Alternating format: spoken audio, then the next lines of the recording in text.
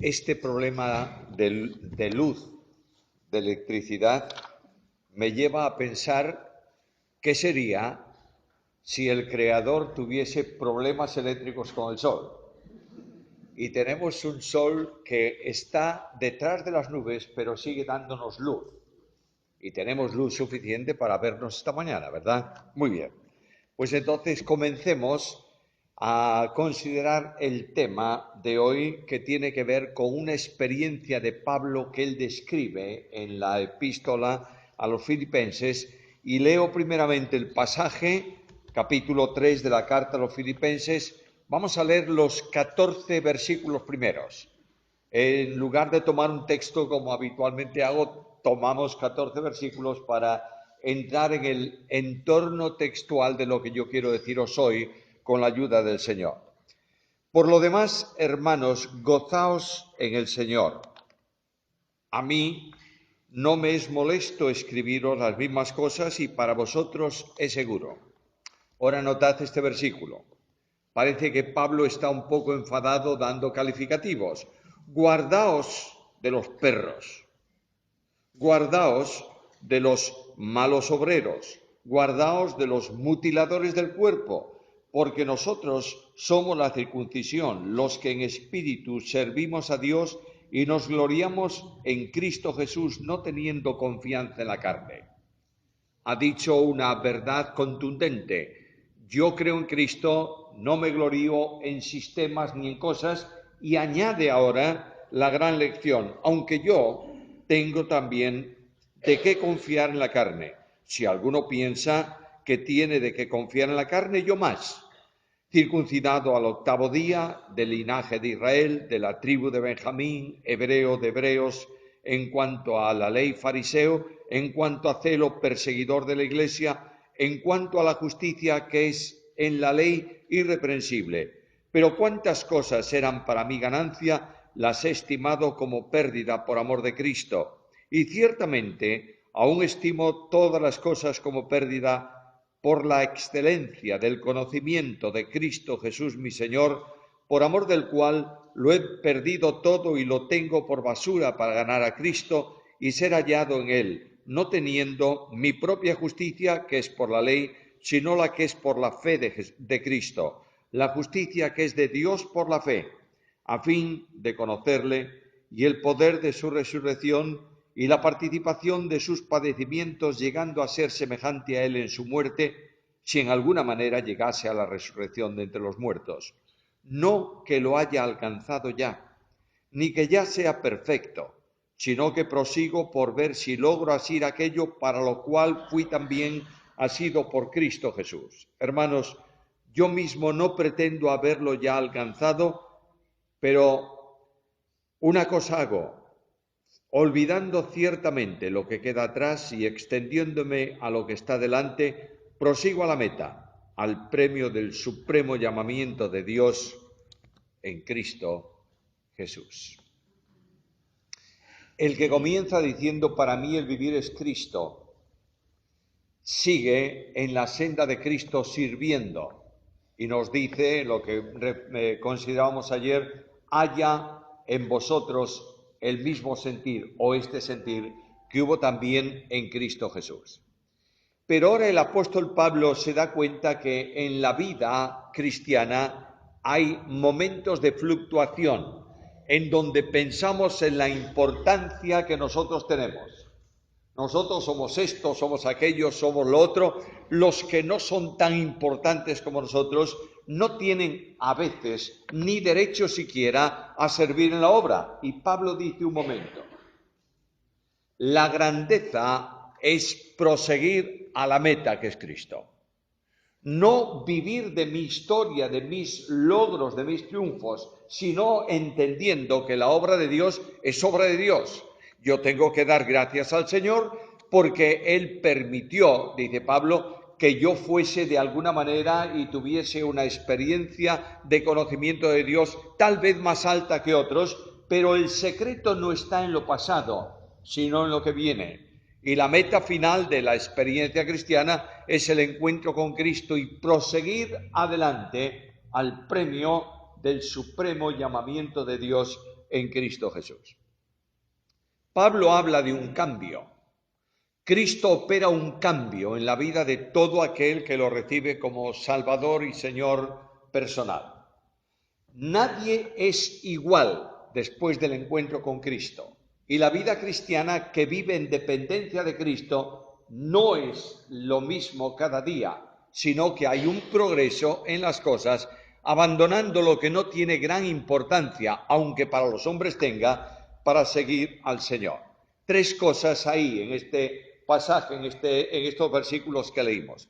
En primer lugar, Pablo habla de un cambio. Lo que para mí era gloria, ahora es estiércol, es basura. Lo tengo o lo tomo, lo asumo sin ningún tipo de valor. En segundo lugar, hay una experiencia. El apóstol dice, yo soy lo que soy. Cada uno de nosotros tenemos una experiencia personal de vida. Yo era esto y lo otro, y Pablo va a recorrer ahí. Y el cambio contrasta precisamente con lo mucho que humanamente hablando Pablo deja para seguir a Cristo. Y finalmente hay una decisión que tú y yo tenemos que tomar esta mañana frente a este desafío. ¿Qué es lo que vale en tu vida y en la mía? ¿Y cuál es tu objetivo y el mío personal en relación con Cristo? Primeramente, el cambio. El cambio está expresado en la experiencia de Pablo y naturalmente el que no es creyente confía en su sistema personal. Confía en sus triunfos, confía en su gloria, confía en su capacidad, confía en su conocimiento, etcétera, etcétera. Esto es natural en el mundo. En el mundo, cuantas más titulaciones, cuanto más avances en la sociedad, llegas a sentarte en un pedestal en el que tú confías y que te duele mucho si alguien te lo arrebata. El creyente tiene intereses distintos. Porque ser cristiano no es ser diferente al mundo, es ser contrario. Por una razón. Porque la vida del mundo es contraria a la vida de Dios. Por tanto, no puedes esperar que el mundo te aplauda. Y Cristo dijo de una forma clarísima a los suyos, en el mundo tendréis aflicción. Yo comentaba con los hermanos que me traían esta mañana, y no sé si fue hoy o fue ayer, ya no recuerdo, que la Iglesia está orientada a un problema gravísimo que va a traer consecuencias de sufrimiento. La Iglesia evangélica, llamada evangélica, está claudicando en valores y en principios de vida. Y está claudicando en verdades bíblicas. Y hay iglesias que están asumiendo o están reflexionando, escuchadlo bien por favor, están reflexionando en la posibilidad de aceptar el aborto en ciertas medidas y hasta cierto tiempo. Y se olvidan que cuando tú tocas la vida estás tocando a Dios mismo y no hay negociación posible. Hay iglesias que tienen aceptación ya de pastorado homosexual y la Biblia lo condena. Luego, cuando tú continúes marchando sobre lo que la Biblia dice, ¿qué vas a tener? Problemas. Serios problemas y serias dificultades. ¿Estás preparado? Es que lo que me importa a mí no es el problema que pueda tener en el mundo, es la relación personal con Cristo. A mí que el mundo me vea como un animal extraño porque pienso de una forma distinta, lo siento mucho, pero es así. Pero yo quiero ver a Jesús cada día y sentir, alegóricamente hablando, las palabras del Maestro que me dice, bien, buen siervo y fiel. Esto es lo importante. El apóstol Pablo entra a hablarnos de la confianza suya. ¿En qué confiaba él? Mira el versículo 5. Y notarás en ese versículo que Pablo confiaba en los rituales de su religión. Circuncidado al 8º día. Dios había establecido eso. El hombre, el niño nacido, y sobre todo si era el primogénito, tenía que ser llevado para la circuncisión al 8º día. ¿Qué dice aquí el apóstol Pablo? Algunos de los que vienen gloriándose por ahí, están luchando contra la Iglesia y están enseñando o están diciendo que la doctrina que yo predico no es correcta, no han sido circuncidados como yo al 8º día, muchos de ellos. Han sido importados al judaísmo de alguna forma y siempre el que acepta algo es más radical que aquel que le ha enseñado. Pongo un simple ejemplo para distendernos de la falta de luz de esta mañana. Los reformadores estudiaron grandes verdades bíblicas. Juan Calvino estudió seguridad de salvación, salvación por gracia, pero no estudió todo, ¿verdad? Y Juan Calvino, aunque habló de elección incondicional solo de los salvos, nunca habló enfáticamente de condenación predeterminada de parte de Dios. Estos son los alumnos de él. Los que siguen a Juan Calvino han dicho cosas que Calvino no dijo. Puedes leer Instituciones y verás las grandes sorpresas con que te encuentras ahí. El sistema de tradición trae como consecuencia muchas veces el apartarte de la realidad. Y aquí dice, yo soy hebreo porque fui circuncidado al 8º día. Yo tengo que trasladar toda la enseñanza bíblica a mi tiempo porque estoy viviendo en este tiempo. Y alguien me dice, bueno, esto era para Pablo, que los circuncidaban o se circuncidaban, para mí no tiene nada que ver hoy. El sistema de rituales condiciona la vida de muchos creyentes y agobia la marcha de muchas iglesias. ¿Sabéis por qué? Porque cuando tú preguntas, ¿por qué se hace esto? ¿Cuál es la respuesta que recibes? Porque siempre se hizo así. Y ahí tienes, ¿y por qué tenemos el culto de esta manera? Porque siempre se hizo así. ¿Por qué cantamos de esta forma? Porque siempre se hizo así. Lo que tenemos que entender es que la progresión de la obra, la marcha de la obra, el desarrollo de la Iglesia no puede alterarse en cuanto a doctrina bajo ningún concepto. Porque la doctrina no es negociable, procede de Dios y hay que mantenerla, porque es palabra de Dios. Pero la forma tenemos que adaptarla ¿a qué? Al tiempo actual. Tú no puedes pedirle a jóvenes universitarios que están acostumbrados a vestir en forma sport, como vengo vestido yo hoy, no puedes decirle que tienen que venir a la reunión del domingo con chaqueta y corbata, porque no van a venir.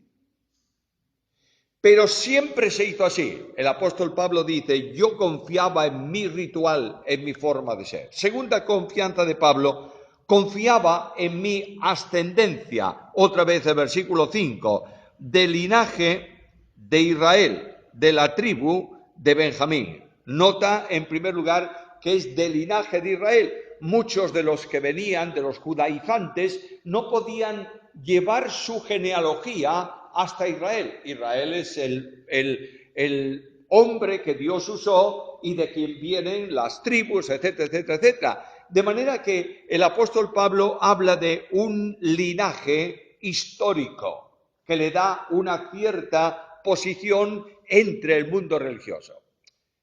Yo puedo deciros que yo podría gozarme de eso en el mundo de las iglesias evangélicas. Soy la 5ª generación. Mi padre, mi abuelo, mi bisabuelo, mi tatarabuelo. ¿Y qué vale eso? Dios no tiene nietos, ni bisnietos, ni tataranietos, tiene hijos. Por tanto, no puedo estar confiando en mi ascendencia para darme importancia o para ser aceptable delante de Dios. Dios no acepta al hombre por lo que el hombre es, sino por la posición en donde está. Nosotros sentimos esta mañana la presencia del Señor y sentimos que el Señor se agrada de nosotros. ¿Por qué? ¿Porque somos evangélicos, conservadores y ortodoxos? No, Señor, porque estamos en Cristo. Y Dios mira a Cristo y nos ve a nosotros, cuerpo de Cristo, colocados en Cristo, justificados por la obra redentora de Jesucristo. Por tanto, la ambición del cristiano, el descanso del cristiano, el éxito del cristiano, la dependencia del cristiano no está en su ascendencia, sino en su relación con Dios. Pablo tenía una ascendencia fantástica, era descendiente israelita de verdad. Yo digo a veces, para ilustrarlo, tenía pedigrí. ¿Sabes lo que es el pedigrí? La certificación de que el perrito es realmente de tal raza y de tal condición. Este hombre descansaba en eso y delante del pueblo hebreo, en donde él se manejaba, delante de Israel, era un hombre de prestigio, porque podía afirmar sus antepasados como personas practicantes del sistema religioso de Israel. ¿Confiaba en algo más? Mira el versículo 5. De la tribu de Benjamín. Benjamín fue el único hijo de Isaac, de Jacob, que nace ¿en dónde? En la tierra prometida. El resto nace fuera. Además era la tribu que siempre se mantuvo fiel a la tribu real, siempre estuvo vinculada con Judá. Llegaron a formar una unidad, Judá en el sur, Israel, las tribus en el norte, y cuando esto ocurre, un benjaminita tenía una cierta categoría de identificación con la línea real de dónde iba a venir el Mesías. Pero había algo más. De la tribu de Benjamín vino el primer rey de Israel, Saúl. ¿Cómo le llamaban a Pablo? Saulo. Probablemente porque un antepasado suyo importante había nacido, procedía de esa tribu. Tener afinidad por la tribu no es malo, es bueno. Hay recuerdos históricos, hay prodigios espirituales vinculados con cada una de las tribus que debemos mantener, que debemos guardar. Nuestra historia es importante. Pertenecer, y me vais a perdonar que yo use esta terminología, pertenecer a una determinada denominación evangélica tiene importancia. Sobre todo cuando son denominaciones evangélicas que surgen por alguna necesidad de mantenimiento de doctrina. ¿Sabéis por qué surgió el grupo que se llama Movimiento de los Hermanos? ¿Habéis leído la historia del Movimiento de los Hermanos? ¿Se conoce? El Movimiento de los Hermanos nace por integración, nunca por escisión. De manera que ahí las denominaciones habían llegado a hastiar un poco a los que estaban dentro de ellas.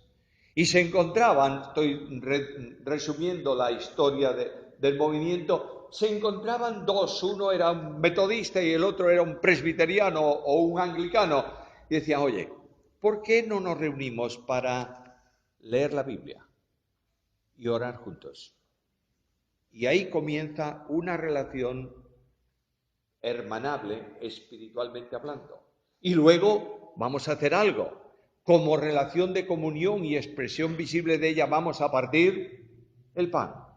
Esta manifestación surge como un movimiento del espíritu que trae como consecuencia el desarrollo impresionante de este grupo de personas que se reunían, se congregaban en el nombre del Señor. Con el tiempo, la historia se deforma y el grupo pasa a ser una denominación intransigente. De manera que si tú tienes relación con alguien que no pertenece a tu grupo, automáticamente eres mal recibido en medio del entorno. Esto es pecado. ¿Me sigues? De manera que este hombre se gloriaba de su tribu. Es que no hay en el mundo nada parecido a mi denominación. Bueno, eso te lo crees tú. Pero indudablemente hay denominaciones, hay grupos de iglesias enormemente sólidos en Biblia, en doctrina, que aman al Señor, que predican el Evangelio, que mantienen la palabra de Dios. Y sea lo que sea, todo aquel que ha nacido por gracia, nacido de nuevo, por gracia, mediante la fe, es mi hermano en Cristo. La comunión. Una cosa es la colaboración. Hay momentos en que no podrás colaborar con otros por la razón que sea. Una cosa es la colaboración, otra cosa es la comunión. La comunión es el resultado de la vinculación de todos nosotros ¿con quién? Con Cristo, con la cabeza. Solamente hay rotura de comunión cuando alguno de los miembros, a causa de pecado sin confesar, ha interrumpido la comunión ¿con quién? Con la cabeza. Luego, cuando yo no tengo comunión con un hermano por esa razón, no estoy poniendo yo una disciplina. Estoy reconociendo lo que ha ocurrido con Cristo y tengo que llevarlo a una nueva relación con Cristo. Cuando tú no tienes comunión con un nacido de nuevo que no tiene pecado sin confesar, estás poniendo fuera de comunión a Cristo. ¿Y sabes cuál es la consecuencia? Separados de mí, nada podéis hacer. Confiaba en la tribu, confiaba en las tradiciones. Versículo 5. Hebreo de hebreos. Por tanto, la tradición a veces supera en todo a la fidelidad a la Biblia y mantenemos lo que es tradición, aunque no sea concordante con la palabra. Nuestra tradición, decía al principio de todo el ejemplo de siempre, se hizo así. Bueno, no tiremos el sistema histórico por la borda para reemplazarlo con otro que dentro de 4 años estamos hartos de él. Tenemos que mantener el sistema correcto, pero tenemos que estar dispuestos a variar el sistema si es necesario. ¿Me estáis siguiendo lo que quiero decir? No estoy hablando de que cambiemos la inercia del culto y la forma de culto porque hay que cambiar. No, el cambio por el cambio no sirve para nada. Pero lo que quiero deciros con esto es que las tradiciones a veces encorsetan la obra y damos a la tradición la misma autoridad que le damos a la Biblia. ¿Me entendéis esto? En los tiempos de Cristo había que elegir entre un mandamiento bíblico y la tradición de los ancianos. ¿Cuál valía más? La tradición de los ancianos. Y le dicen a Cristo, ¿por qué motivo tus discípulos hacen lo que no es lícito hacer en sábado? ¿Y qué están haciendo? Entraron al sembrado y como tienen hambre y no tienen desayuno, tomaron unas espigas con las manos y se las comieron. Y eso no es lícito. ¿Por qué? ¿En dónde lo dice? No lo dice en ningún lado de la Biblia. Ninguno, es más, te lo autoriza a hacer. Pero eso es lo que los ancianos han establecido como contrario a la ley. ¿Cuál persiste? La doctrina de los ancianos. Ojo con esto. Ese sistema tradicional de los judíos nace como algo bueno. Cuando vienen del destierro, el pueblo de Israel se pregunta ¿por qué Dios nos trató así? Bueno, por 2 cosas. Porque adoramos a los ídolos, fuera ídolos. Y segundo, porque no obedecimos la palabra. Vamos a tomar un grupo de personas que analice la ley y establezca cuántos mandamientos hay positivos, cuántos negativos, cuántos pertenecen a esto, cuántos a aquello. Y resulta que aunque podemos hacer bien y debemos hacerlo conforme a la ley todos los días de la vida, cuando alguien, Cristo mismo, sanaba a un enfermo en sábado, ¿qué ocurría? Le acusaban porque quebrantaba la tradición de los ancianos. A veces me preguntan, ¿tú mantienes esto? Yo digo, mira, he oído tantas veces en los últimos años una frase que dice nuestros, plural, positivo, nuestros principios. ¿Lo oísteis alguna vez? Si mis principios coinciden con los bíblicos, los mantengo. Si mis principios no coinciden con la Biblia, abro la ventana, tiro mis principios a la calle y coloco la Biblia. Aquí tienes un hombre que confiaba en su tradición, confiaba en su religión. versículo 5, en cuanto a la ley, fariseos. Los fariseos no eran malos, Los fariseos amaban tremendamente la ley. Los fariseos estudiaban la ley. Los fariseos procuraban cumplir la ley. Claro, cuando el mandamiento de la ley al fariseo le fastidiaba un poco, ¿qué hacía? Buscaba un argumento para no cumplir el mandamiento. De manera que la ley decía, honrad padre y madre. Es decir, atiende de tus padres. ¿Qué hacía el fariseo? Pronunciaba corbán y todo lo que había de utilizar en ayuda de sus padres se quedaba para él. ¿Por qué? Porque lo había ofrecido al templo. No tenía que entregarlo al templo al día siguiente. Lo administraba él. Hipócritas. Traen una mujer tomada en adulterio, porque ellos habían interpretado que el mandamiento que prohibía el adulterio se quebrantaba solo cuando te tomaban en el mismo acto del adulterio. Y traen a Cristo una mujer. Y le dicen, maestro, la hemos tomado en el mismo hecho del adulterio. ¿Y dónde está el hombre que estaba con ella? Se me escapó. Hipócritas. Y Cristo tiene que decirle, no es eso. El que piensa interesadamente en una mujer que no es la suya, ha cometido el pecado de adulterio. Ellos enseñaban que había que amar al prójimo. ¿Quién era el prójimo? El que compartía tus amistades y tu sistema. El resto, a los enemigos había que odiarlos. Y Cristo dice, y a los hermanos que no cumplen con vuestros requisitos personales, ¿qué hacéis? ¿Los amáis o no? No. Bueno, y Cristo le dice, todo aquel que habla mal de su hermano es reo del infierno. Por tanto, el fariseísmo, que tiene muy buenas cosas porque está metido dentro de la Biblia, dentro de la ley, tiene cosas muy malas. Y es que buscan la forma de que lo que quieren imponer sobre otros no caiga sobre ellos. ¿Me entendéis esto, verdad? Sed libres, dice Pablo, permaneced en libertad, en la libertad con que Cristo os hizo libres. Ojo, por favor. No estamos hablando de libertinaje, Libertad no es hacer lo que quieres, es hacer lo que debes. Pero aquellos otros constreñían a la gente para que hiciesen lo que ellos querían que hiciesen. La obra de Dios se ha dividido en muchos lugares. Hay iglesias que están en declive a consecuencia de personas que han impuesto sobre todas las cosas su sistema religioso, no espiritual. Este hombre confiaba en su actuación. Mira, por favor, el versículo 6. En cuanto a celo, perseguidor de la iglesia.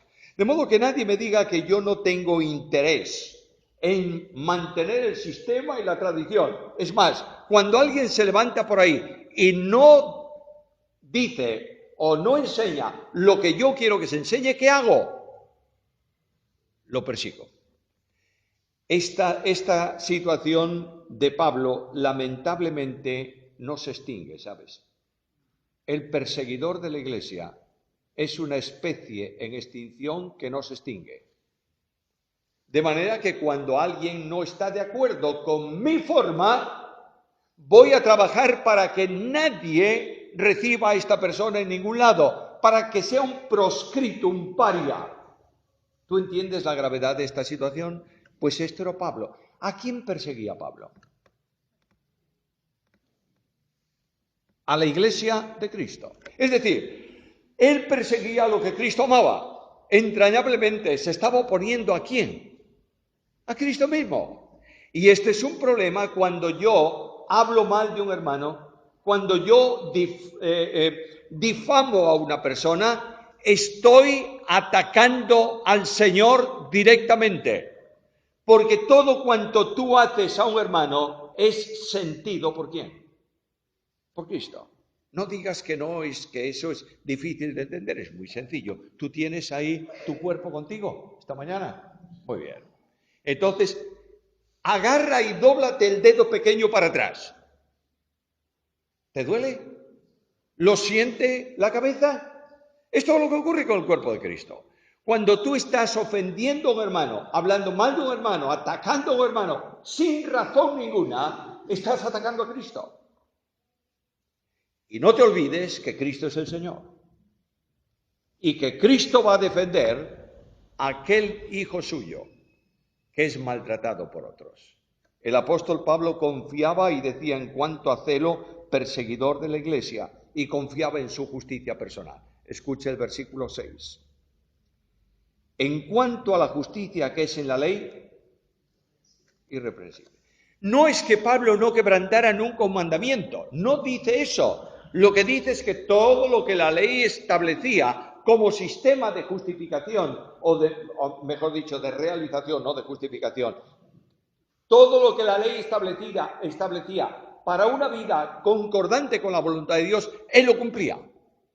Nadie podía decirle, Pablo, no has guardado el sábado, Pablo, no has presentado el sacrificio por tus pecados, Pablo, no. No. Él cumplía la ley, nadie podía reprenderle. Era un hombre que en cuanto a la justicia que la ley demandaba era irreprensible. Ahora escucha. No en cuanto a la justicia de Dios, en cuanto a la justicia de la ley. Los fariseos y los líderes religiosos habían desorientado la justificación. Y eso de ser justificados por fe no entraba en el pensamiento de ellos. Ellos se justificaban ¿por qué? Por obras. Y había que cumplir las obras de la ley. Y mira la consecuencia final de este sistema. Hay dos en el templo orando, el fariseo y el publicano. ¿Qué decía el fariseo? Señor, aquí me tienes, qué orgulloso tienes que estar de mí. Fíjate, yo hago esto y lo otro y tal cual, yo he hecho tanto, por tanto vengo a cobrar la cuenta. Tú tienes que tratarme de una forma especial porque mira, yo soy irreprensible. ¿Y el publicano? Cabeza baja. Y decía, Señor, sé propicio a mí, pecador. Propicio sobre el arca de la alianza, no estaba en el tiempo de Cristo, pero sobre el arca de la alianza, en el propiciatorio, en la lámina de oro, se extendía parte del sacrificio de la expiación. Y Dios era propicio a ese pueblo, porque alguien, simbólicamente, había llevado el pecado de ellos. Este hombre sabe que no tiene derecho ninguno. Es más, el derecho que él tiene es ser rechazado por Dios porque es un pecador. Pero hay una sangre de la propiciación. Y le dice, en base a eso, puedes ser propicio a mí, porque soy un pecador. ¿Notas la diferencia? Cuando tú vienes a la presencia de Dios y dices, gracias porque yo estoy cumpliendo las cosas y soy un ejemplo de fidelidad y un ejemplo de pureza, Dios no te escucha porque eres un arrogante.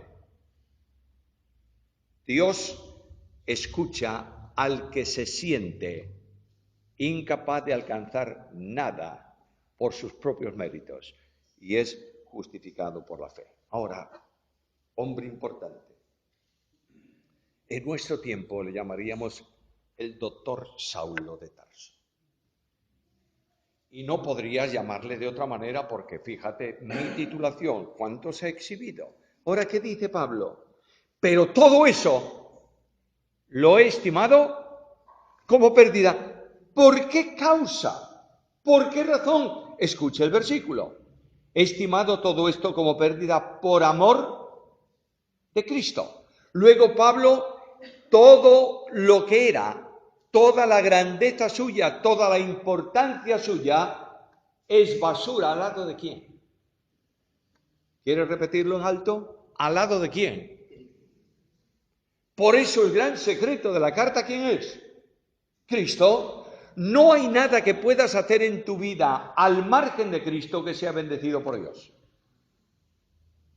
Dije el versículo tantas veces, lo repito una vez más, porque separado de mí, nada podéis hacer. De otra manera, la gloria de Cristo, la luz de Cristo, eclipsó toda la gloria de Pablo. Y el apóstol Pablo recuerda esa vinculación con Cristo. Y cuando escribe la carta a los Gálatas en el capítulo 2 y versículo 20, dice estas palabras: con Cristo estoy juntamente crucificado, y ya no vivo yo, mas vive Cristo en mí. Y lo que ahora vivo en la carne, lo vivo en la fe del Hijo de Dios, el cual me amó y se entregó a sí mismo por mí. Nota lo que el apóstol Pablo dice: yo era algo, y la cruz marcó un antes y un final, o una vida posterior. Yo no sé si alguno de los mayores recuerda, hoy se escriben cartas ¿con qué? Con una computadora. Y no sabe, el que escribe no sabe ortografía. Y pone haber sin H. Y el animalillo ese que tiene delante es un torpón, no sabe hacer más que corregir cosas. Mira su diccionario y dice: no encuentro la palabra. ¿Y qué hace? Le pone una rayita roja debajo. ¿Y con qué será? ¿Con H, sin H, con V? Yo no sé. Le das al botón derecho del ratón y te dice: a ver, con H. ¿Qué haces? ¿De acuerdo? Al final, el que lee la carta dice: ni una sola falta de ortografía. Claro, porque estás usando un animal torpe de todo, que lo único que sabe es corregir tus faltas. En mis tiempos se escribían las cartas ¿cómo? Con máquina de escribir. Ya cuando llegó la máquina eléctrica, eso era el sumum de la experiencia gratificante. Máquina de escribir. Había que tener los dedos bastante dispuestos a golpear, porque no era muy fácil. Y tú estabas escribiendo. Y nosotros en la universidad teníamos que escribir a máquina. Había alguna materia que era mecanografía. No sé por qué había esa materia, pero mecanografía. Y la profesora de mecanografía, que no era un catedrático, era una profesora, creía que esa era la asignatura troncal de la carrera. Y eso era el non plus ultra. De modo que tú tenías que escribir, y en tiempos míos, supongo que hoy exactamente igual, los estudiantes teníamos siempre mucho dinero. No, ni un peso. No teníamos nada. Entonces nos juntábamos en el aula 8 o 9, normalmente eran 6, pero bueno, a veces 10. Y nos íbamos a un sitio que vendían papel, resmas de papel. ¿Sabéis lo que es una resma? Es hojas enormes de donde después se corta y se hacen los DIN A4 o los folios de abajo. Comprábamos una resma de papel de alta calidad. Era justamente el punto siguiente en calidad al papel higiénico. Y nos íbamos con la resma de papel a un impresor que había allí detrás de la universidad. Cuando nos veía el pobrecito hombre entrar con la resma, ya empezaba a maldecir. Porque lo único que le dábamos era trabajo. Dinero ni un céntimo. Ayúdenos, córtenos el papel, mire usted que da. Y el hombre, conmovido a misericordia, tomaba la resma, la cortaba, nos repartíamos los papeles y nos íbamos. Llegábamos a la clase, papel en la máquina. Y de pronto se te iba el dedo y en vez de una M ponías una N. La profesora no permitía una falta. ¿Qué había que hacer? Borrar la N y poner la M. Y usábamos una goma que se llamaba de máquina, que era más dura que la suela de un zapato. Pequeñita, redonda, tenía un agujerito en el medio con una placa metálica, no sé para qué era. Nunca supe para qué era aquello. Sería para que cansada de mí no se escapara, pero ahí estaba la goma. Y yo ponía aquella goma. ¿Sabe lo que pasaba? Se rompía el papel. Y entonces sacaba el papel con todo el mal genio, ponía otra hoja y a copiar. Cuando yo escribía una nota a un amiguete de clase y en vez de una M ponía una N, ¿sabe lo que hacía? Retroceso y X. ¡Tac! Y ahí estaba lleno de X, pero sabía que había lo que valía era lo que seguía a la X. Dios puso una X en mi vida. ¿Sabes cuál? La cruz de Cristo. Y dice, hasta aquí tú, de aquí en adelante yo. Y ahí tienes a Pablo que renuncia a todo, porque en la cruz de Cristo, para Pablo, no solo está la salvación, que es un hecho, está el amor de Dios. Y Pablo dice, como ayer mencionaba por la noche, el Señor me amó a mí y se entregó a sí mismo por mí. ¿Sabes? El amor de Cristo canceló la gloria de Pablo. Segundo, ¿cuál es la experiencia de Pablo? En el conocimiento, a fin de conocer, conocimiento de Cristo, versículo 8, a fin de conocerle. Conocer no es algo intelectual. Conocer en la Biblia, en el 90% de las ocasiones, es relación de vida. El verbo conocer se utiliza, aparece en la Biblia por primera vez en Génesis 4, cuando leemos que conoció Adán a su mujer Eva. ¿Conocía Adán a Eva?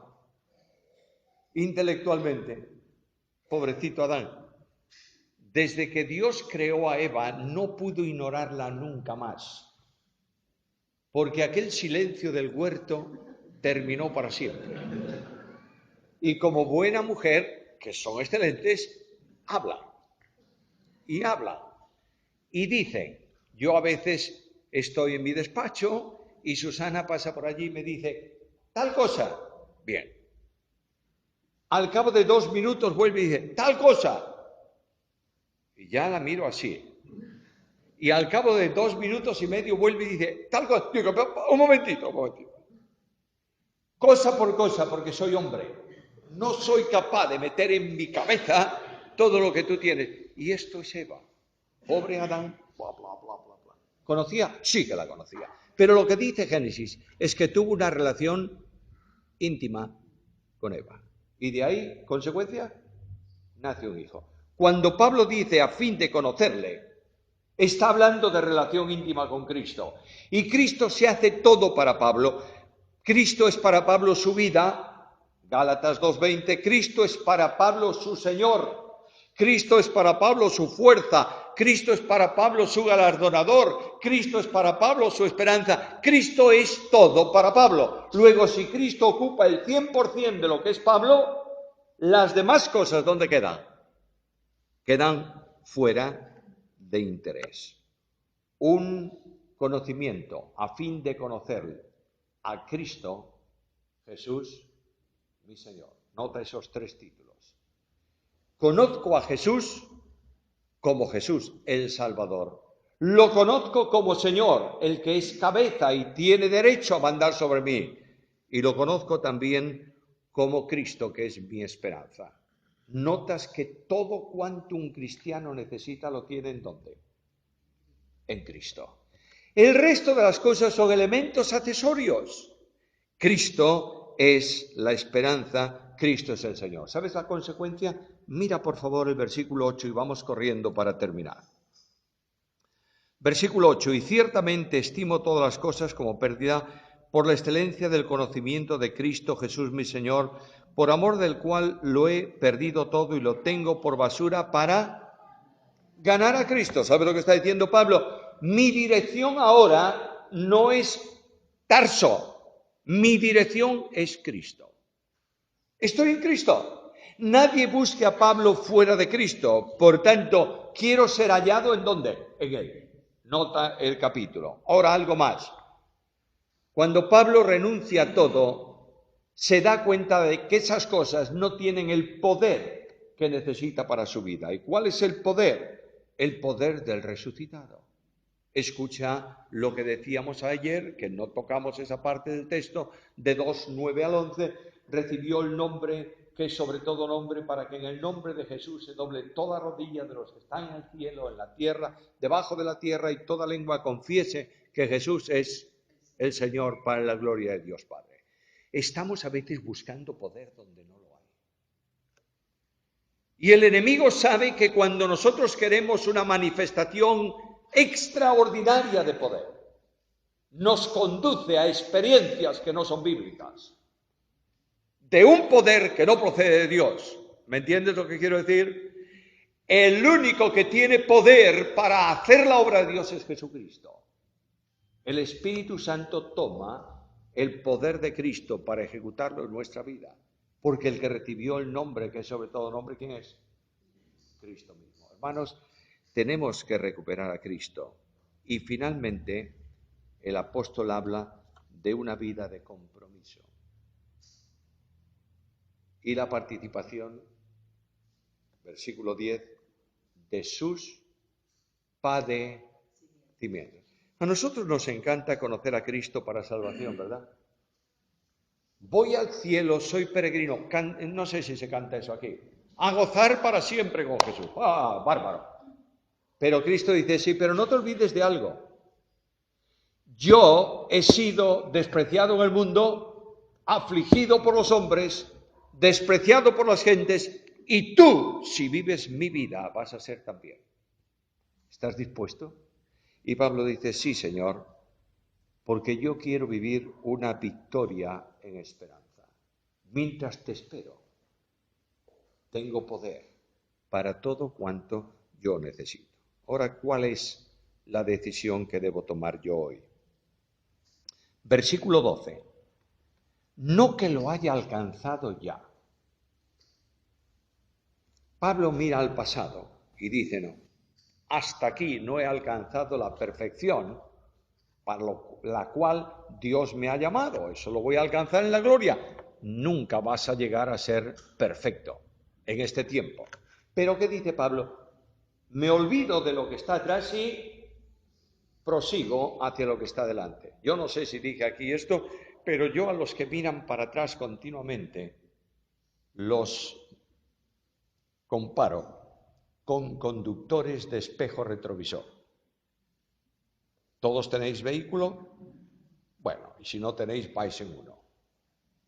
¿Qué te parece si el conductor del vehículo mira al retrovisor y va manejando el automóvil viendo al retrovisor? ¿Qué ocurre? ¿Tienes un problema? Ver para atrás es necesario para evitar los problemas que han ocurrido, pero lo mejor no está atrás, lo mejor está delante. Hace años, un líder de la obra en nuestra iglesia, hombre como Pablo, fariseo de fariseos, en cuanto a la ley, irreprensible, en cuanto al celo, perseguidor de los jóvenes. Bueno, no dice eso el texto, bien. Este hombre, un día que se hicieron unos cambios naturales en la iglesia, me encuentra a la salida y me dice, qué vergüenza tenía que darte si tu abuelo levanta la cabeza. Yo dije, madre mía, si mi abuelo levanta la cabeza me aplaude. Pero bueno, no le dije eso por querer enfadarlo más. Porque en tu tiempo te acuerdas cuando todos los jóvenes ibais al centro de Galicia en autobuses para la conferencia de juventud y se llenaba aquello de jóvenes, bla, bla, bla. Yo le dije, ¿sabes por qué íbamos tan contentos al centro de Galicia? Una vez por año, primero no había excursiones, porque no había automóviles, no había dinero, ir en el autobús todos los jóvenes Pero ¿sabes para qué? ¿Por qué nos sentíamos tan emocionados? Porque venían las chicas del norte que hacía mucho tiempo que no veíamos. Y cuando regresábamos en el ómnibus para Vigo, veníamos todos hablando del sermón.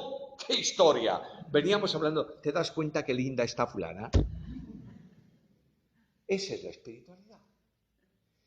Necesito estar cautivado por Jesús, de tal manera que esté solo o esté acompañado, Cristo sea el objetivo, porque corro al premio del supremo llamamiento de Dios.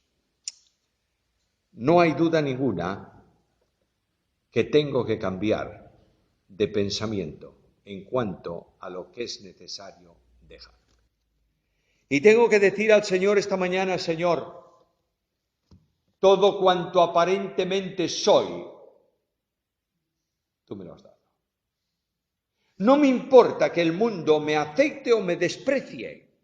No me importa que sea aplaudido en la iglesia o no. El problema que tengo es que quiero proseguir al blanco, a lo que tú has determinado. Y para eso, Señor, permíteme que sea capaz de despojarme de aquello que amo y que considero de valor. Oh, mis hermanos, ¿cómo iba a cambiar la obra? Una de las cosas que el doctor Lacueva me decía muchas veces era esto: ¿tú sabes cuál es la mayor manifestación de la gracia? Pues no. Pues mira, que un gran maestro y predicador se siente en el banco de la iglesia a escuchar a otro que no es tan grande aparentemente como él, y al final diga: gracias, Señor, por lo que he escuchado. Esa es la gracia. Naturalmente que sí. Lo que yo tengo es necesidad de decir: Señor, tú eres el Señor. ¿Qué quieres que haga? ¿Que me siente en el banco y escuche? ¿Lo hago? Porque tú eres el Señor. Y cuando eso ocurre, Dios te usa como instrumento en su obra para gloria de su nombre. Que el Dios de la gracia añada su bendición en este día. Espero que el Señor permita reponer la luz para esta tarde. Pero mientras esto ocurre o no ocurre, siéntete gozoso. Porque con luz o sin luz, el Señor está en medio